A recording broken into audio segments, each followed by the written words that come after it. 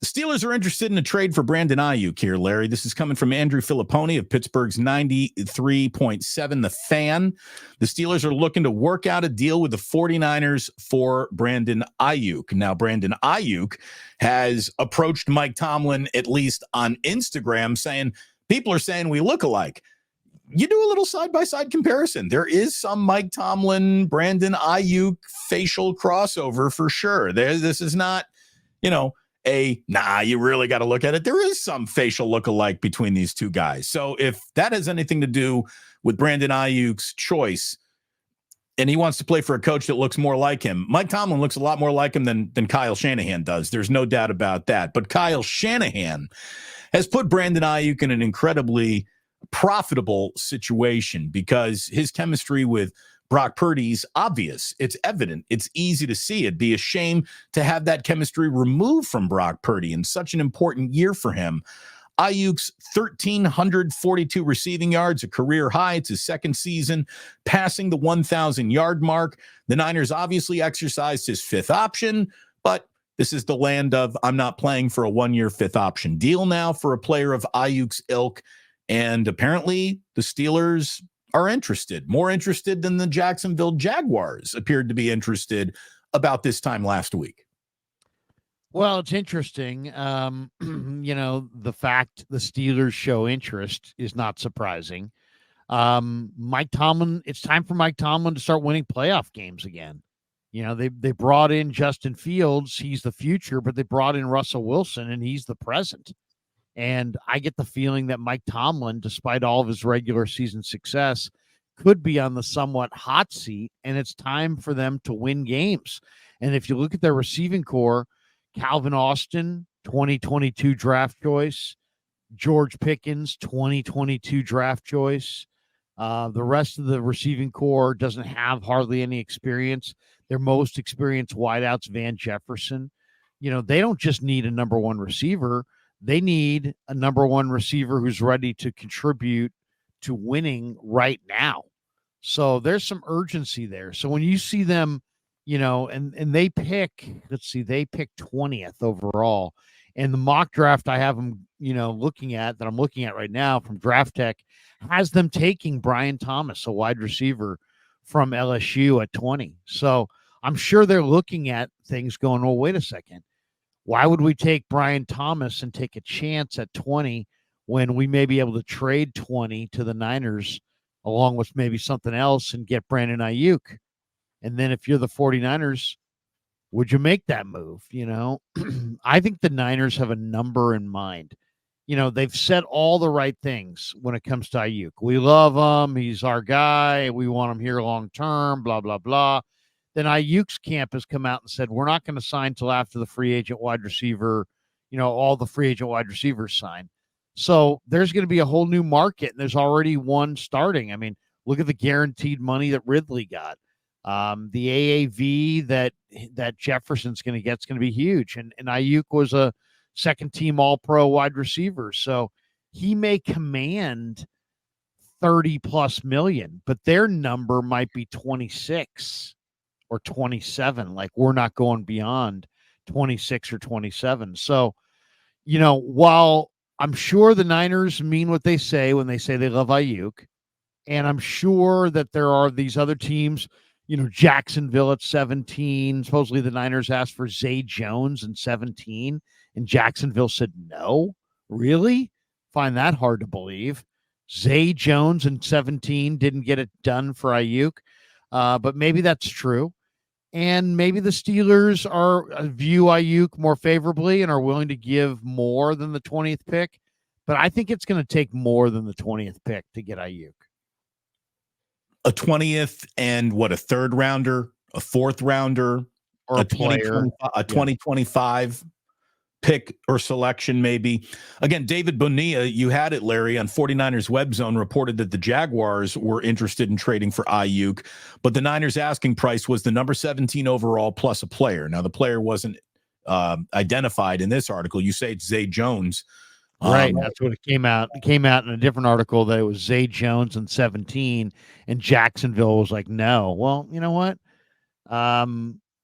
If that's true, it shows that the Niners have, you know, some interest in moving Aiyuk because they've already formulated a price tag that I think is, I don't know. I mean, is Zay Jones? Well, if you said Zay Jones, I would say journeyman. Yeah, I mean, not offensive, not a game changer either. You know, he's an NFL player. Yeah, who's been on like 5 teams. Right. So, I think. I mean, I have to look that up, but yeah, he's been on a bunch of teams. But and I liked him in college, but I mean, you just Brandon Aiyuk. But the 49ers, I don't think they feel like Brandon Aiyuk. I mean, they've picked a price, and I don't think they're going to go more than $1 million or so beyond their price tag. And if their price tag is $26 million and he wants 35, then you're at an impasse. Or if his price tag's 27 million and he's at 30, 31, you might be at an impasse. If I were an NFL player, and maybe this is, NFL players don't think this way. If I were an NFL player, I wouldn't be worried about a single detail other than guaranteed dollars. Annual average value. I know that it does matter to some guys. They want to wear the crown of, best, one of the top 5 paid guys in my position, blah, blah, blah. But if I were Brandon Aiyuk, I would just be starting with a $50 million guaranteed over 3. That's what you just saw. A player who's not as good as you, who isn't as proven as you. Calvin Ridley just got $50 million guaranteed over 3, and it's a 4-year deal for him.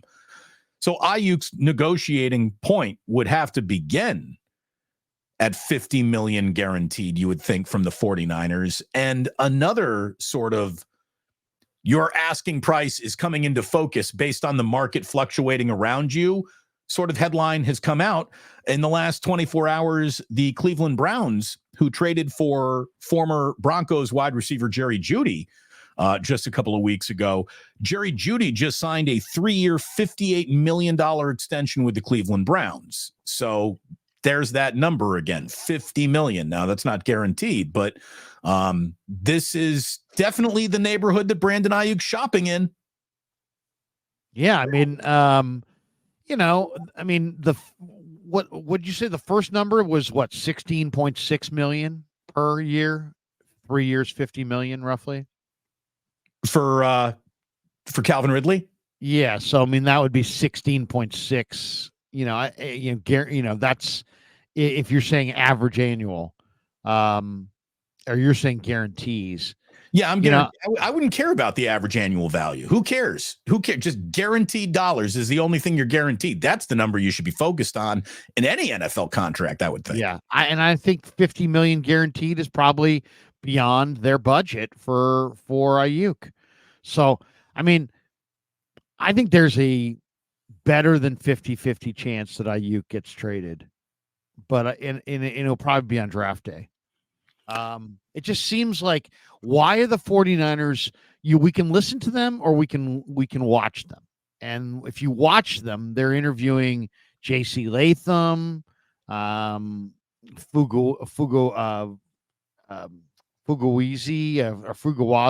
Who is it?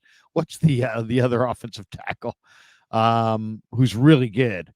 Isaac Fuguwazi. Is that who it is? He's really, really good for Oregon State. So, I mean, that's the thing. I mean, they're interviewing offensive tackles that are Talieisi Fuaga. Yes. You've been nailing that name for the past couple weeks. When you start stumbling over it, I'm like, there's another Samoan whose name I got to get right before I say it out loud. Yeah. Talieisi Fuaga and JC Latham, they're both projected to go between 10 and 20. The Niners pick at 31. They've interviewed both those guys. So, obviously, and they've interviewed some of the top wide receivers as well. Do they try to do a Buckner-Kinlaw thing where maybe they wind up with Brian Thomas or Malik Neighbors or somebody like that? I really don't like Rome Odunze that much, so that would be a major concern. Troy Franklin, not a huge fan. So, I mean, if they trade Aiyuk and wind up with one of those guys, I think that's a major risk. But Brian Thomas from LSU, might be better than Aiyuk, maybe even significantly better. But is he going to be better than Brandon Aiyuk in 2024? And that's the only thing I think, obviously with any draft, you want to be taking a long view, not only who is this player today, but who will this player project out to be. But if you're the 49ers, I think you're playing a little bit of a different game. Here's your Super Bowl window. Win it in 2024, or you're back to the drawing board in ridiculous ways. So Brandon Aiyuk, to me, brings the 49ers closer to winning a Super Bowl this coming season than any receiver, regardless of upside, that they could possibly go out and draft. And we also have the entirety of Kyle Shanahan's coaching career where we haven't seen bupkis produced by a single rookie receiver, Brandon Aiyuk included, under Kyle Shanahan. So you would just be totally going in the wrong direction in a gotta win it all year with finally a quarterback who gets a normal offseason to really work out with guys on his team to develop that special chemistry. And you would want Brock Purdy and Brandon Aiyuk even having more chemistry in year 3. And they had incredible chemistry together in year 2. And it would just be a shame if the receiver you've been looking for years, you finally got him, and now you got to say goodbye. Like, I think that the 49ers offense was pretty damn good last year. I would like to see that reduplicated as much as possible. And I hear you, but it's also going to look a lot different without Aiyuk. It's a cap, and you gotta, this. I don't know if it's about anything more than the cap. I mean, teams have to make tough decisions. I'll tell you the other one that I think is definitely viable is when you look at the signing of Dobbs and all the Niners had, let's say they had 10 needs. Well, they've solved like 6 or 7 of them already in the draft, in the free agent market. Now they have like 3 needs or 4 needs. And I could definitely see them trading multiple picks to Denver for Surtain. This is there's a right and wrong time to trade for the veteran edge piece, but the right time is when you're in your Super Bowl window and you've been just kind of hit and miss in the draft. That's what the Rams did. They said, you know what, we're kind of hitting and missing in the draft. We'll trade high picks for Stafford and Ramsey, and we'll win a Super Bowl. And because there's not a lot of mystery when you're trading for Pro Bowl veterans. Well, this is the draft where they need offensive line and they could use a couple other pieces. Other than that, their other primary need is a true number 1 corner. And you might be able to get a true number 1 corner by trading, a second and a third round pick in this year's draft, maybe a conditional pick in next year's draft. You could make that happen. So, and still replenish your O-line. So I'm eager to see what they do, because I think this is the year where, especially after watching what McDuffie and Snead did to the 49er receivers in the Super Bowl, this is the year I could picture Shanahan and Lynch saying, you know what, we need a true number 1, and we're going with Surtain, and we'll make the investment of draft picks to get it done. I think I could see it this year. I'll tell you, if you're going to subtract a guy like Brandon Aiyuk, you better be adding someone who's going to make up for the few points per game you're no longer averaging with a better defense that is getting the job done. Because Brandon Aiyuk, I just think, deeply affects what this team's passing game is more than any other wide receiver on the team. He deeply affects the running game. I believe he's the best downfield blocker in a team where that is paramount for the running game to be successful. And I would just, again, I would be very, very anxious to see what next year would look like without Brandon Aiyuk. And I would not be anxious to see what next year would look like if you just brought it back as is, that offense, with that offensive line, with the receivers that we know about. I would run that back if I could. And like you said, the cap is a mean thing. It makes you make tough choices, but that would be a really tough choice. It really would be. Well, it does seem like Aiyuk wants out. I mean, he hadn't tweeted in 11 months, and his first tweet is, is one to, Mike Tomlin saying we look like. Shanahan is rough on his wide receivers. I don't think it's very fun playing for Kyle Shanahan at that position. Debo originally wanted out before he was given enough money to want back in. But he did want out. He was unhappy with the way he was used, with the way that he was being regarded, with the whole running back thing. So Kyle is tough on his guys. That's not an opinion. That is a fact.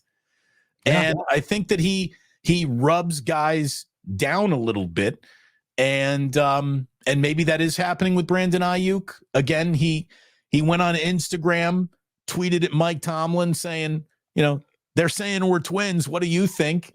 So Brandon Aiyuk openly flirting with another NFL team's head coach. That is a sign that he might want out. And there's a price point that, might be the sign that brings him out of town after all.